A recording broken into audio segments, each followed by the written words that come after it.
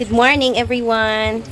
Magluluto naman tayo ngayon, pero hindi ako ang magluluto. I-video ko lang daw siya. Paano siya magluluto ng ginataang gulay with tuyo or bulad. Kaya let's go!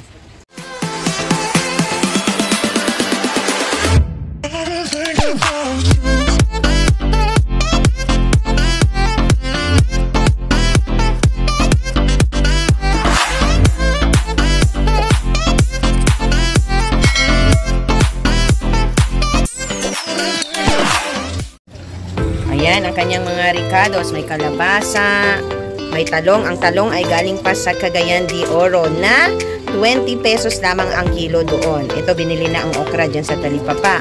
Merong alubate, merong tinangkong. Ayan. At syempre may gata. Meron ding malunggay na pitas lamang dyan sa mga garden sa paligid.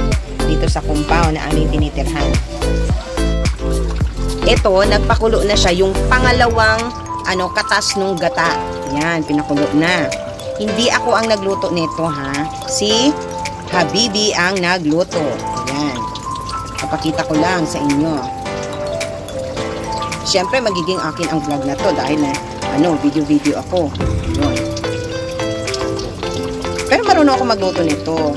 Sa ngayon, si Habibi lang muna. Ayan, naka-prepare na. Ayan. Nalunod na pala niya ang luya. May luya yan at saka sibuyas. Nalunod na niya. Hindi ko kasi naumpisahan sapagkat hindi doon ako nakasupport sa ibang mga vloggers. Ayan. So, dalawang malalaking tuyo. Okay. Na mas malaki pa sa palad ko. Okay, dalawa yan. Kami kasi ang style namin, hinuhugasan namin ng konti. Yan, nilalagyan namin ng water para yung sobrang alat ay matanggal. Dalawa ang ihahalo niya. Yan, kamay lang daw niya ipapakita. Ang arte-arte mo, hindi ka na nagpapakita ng mukha mo. O, yan. So, hugasan mo na yan.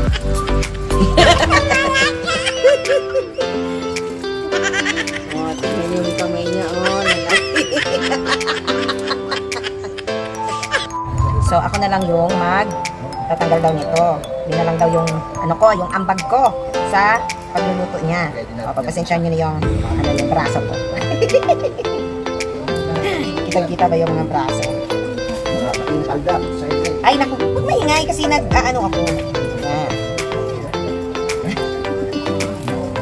Sinito talaga yung kamay niya. Kamay na lang daw niya ipapakita niya. Yan.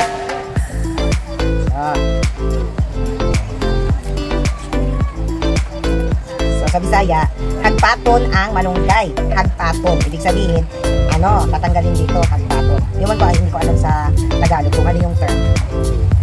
Himayin, yun, himayin. Himay ng malunggay. Himayin. So, sa Bisaya, hagpaton. You wanna learn Bisaya? So, you can chat me. If you don't understand something, words or terms na sa mga Bisaya, you can seek help from me.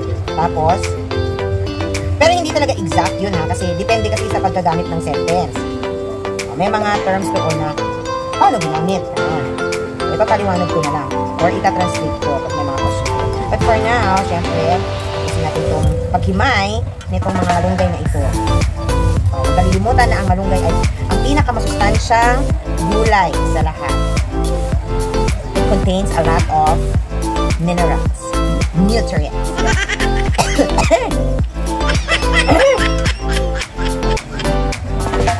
So, ang ambag natin sa vlog na ito ay ang paghimay ng malunggay.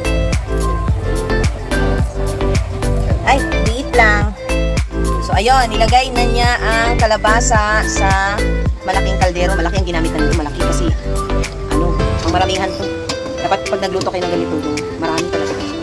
Ayan, so, nilagay na ang kalabasa.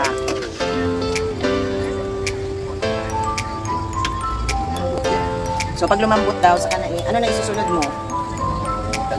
Talong at saka okra.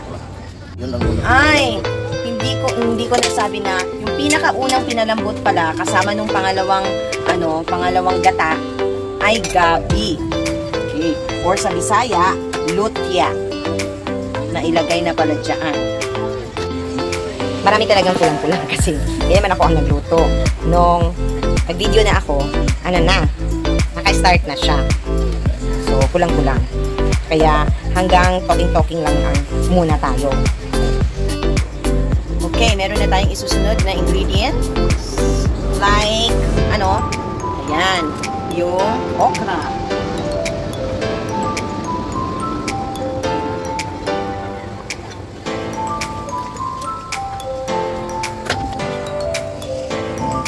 Ayan, yung sibuyas na dahon.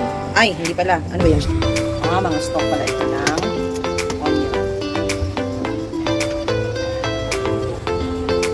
And then, ang sunod ay halo. Tapos, isusunod naman natin ang tuyo. Ayan, tuyo yan na mulmol. Malalaki mga tuyo ito. Kaya pag nagluto kayo ng ginataan, huwag nyo nang gaano lagyan ng asin. Kasi sa tuyo, maalat na yan.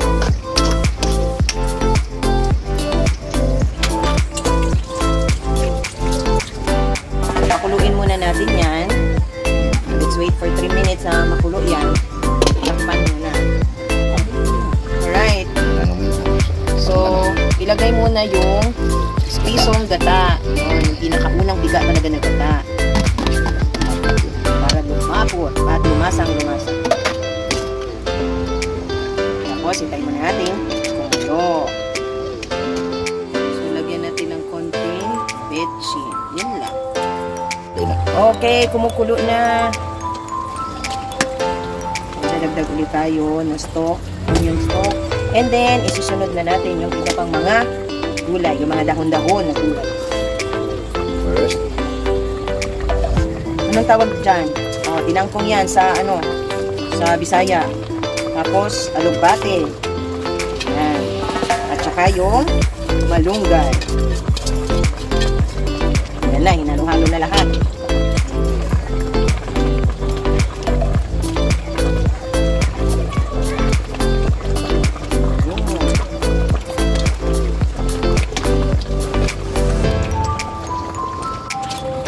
Ayan na, kulong-kulo na yung sabaw.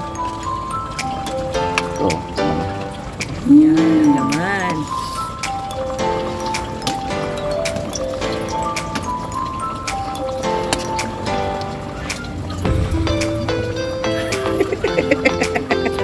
Hirit na talaga. Papagita pa talaga yung kamay. Ayan. At ito na ang ating ginataang gulay na luto ni Habibi. Hindi ko luto yan. Luto yan ni Habibi. Thank you for watching, everyone.